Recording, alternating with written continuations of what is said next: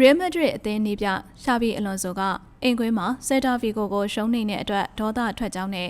မန်စီးတီးနဲ့ပွဲမှာမတူခြားနာတဲ့ပုံစံကိုပြသသွားမယ်လို့ပြောကြားခဲ့ပါတယ်။ Real အသင်းဟာမနေ့ကရှင်ပြိုင်ကစားတဲ့ပွဲမှာဆက်တာဗီဂိုကို2ဂိုးကိုမရှိနဲ့ရှုံးနိမ့်ခဲ့တဲ့အပြင်ကာစီယာနဲ့ကာရီယက်စ်တို့လည်းထုတ်ပယ်ခံခဲ့ရပါတယ်။ဒါကြောင့်အလွန်ဆိုကကျွန်တော်တို့ဒေါသထွက်ရပါတယ်။ဒါဟာကျွန်တော်တို့ဖြစ်စေခြင်းတဲ့ပွဲဖြစ်စေခြင်းတဲ့ရလဒ်မဟုတ်ပါဘူး။မီလီတိုတွေရခဲ့တာကလည်းကျွန်တော်တို့ကိုနာကျင်စေပါတယ်။ဒါကပြန်ကောင်းဖို့လည်းခက်ခဲမှာပါ။ဒီအခြေအနေကိုတက်နိုင်သမျှမြန်မြန်ဆန်ဆန်တုံ့ပြန်နိုင်အောင်ကြိုးစားမှာပါ။လီမာပွဲတွေများကြီးကြံပါသေးတယ်။ပြီးတော့စီးတီးနဲ့ရင်ဆိုင်ရမယ့်ချန်ပီယံလိပွဲမှာမတူခြားနာတဲ့ပုံစံကိုပြသသွားမှာပါလို့ပြောကြားခဲ့ပါတယ်။ရီယယ်အသင်းဟာဒီယာဒီလာလီဂါမှာဒုတိယမြောက်ရှုံးပွဲကြုံတွေ့ခဲ့ရတာဖြစ်ပြီး16ပွဲရှင်ပြိုင်အပြီးမှာထိပ်ဆုံးကဘာစီလိုနာနဲ့4မှတ်ကွာဟသွားပါတယ်။ချန်ပီယံလိမှာတော့ရီယယ်အသင်းဟာ9ပွဲကစားရာမှာ4ပွဲနိုင်တပွဲရှုံးထားတာကြောင့်အဆင့်9နေရာမှာရပ်တည်နေပြီးအခုတစ်ပတ်မန်စီးတီးပွဲစဉ်9နဲ့8မှာမိုနာကိုဘင်ဖီကာရိုနဲ့ရင်ဆိုင်ရမှာဖြစ်ပါတယ်။